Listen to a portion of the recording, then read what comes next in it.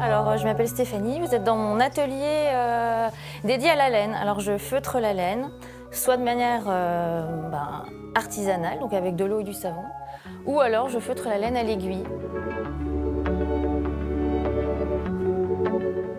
Alors là, on part de la laine de mouton. Sa laine est lavée et elle est cardée, donc toutes les fibres sont brossées dans le même sens.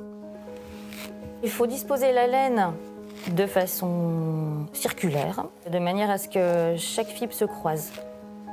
La sensation est indescriptible.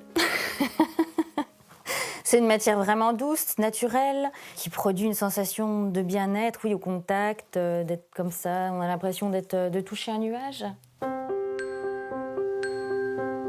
Ensuite, on mouille, et puis on masse la laine, on la roule. Donc on essaye que toutes les fibres soient bien imprégnées d'eau.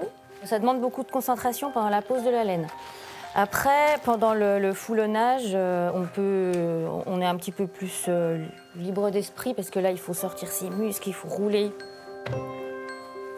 Ça permet en fait de faire des objets à mémoire de forme, très résistants, en volume creux. Donc on peut placer des secrets à l'intérieur.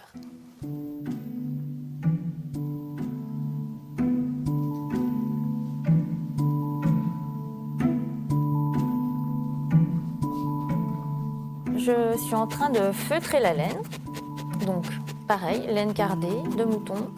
Mais cette fois-ci, je la feutre à sec, alors avec des aiguilles qui ont de fines encoches sur la longueur.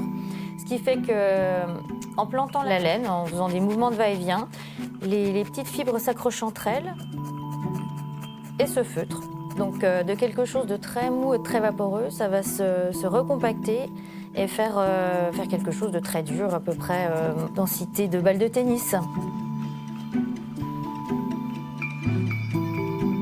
Je tricotais avant, je tricotais beaucoup. J'ai toujours été attirée par les belles matières, le mohair, l'alpaga en tricot.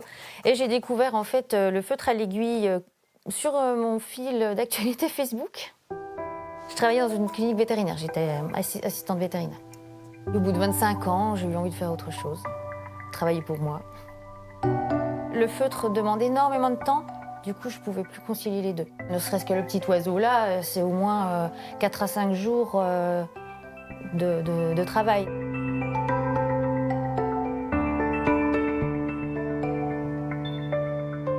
C'est la première vraie grosse pièce que j'ai faite, cette chèvre-là. Elle me surveille, elle fronce les sourcils quand je fais n'importe quoi.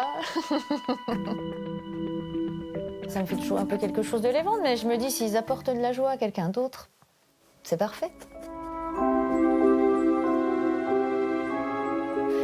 Alors, entre ces murs, je valorise la laine française, locale, afin de reproduire des animaux qui m'émerveillent et qui, j'espère, vous émerveilleront aussi.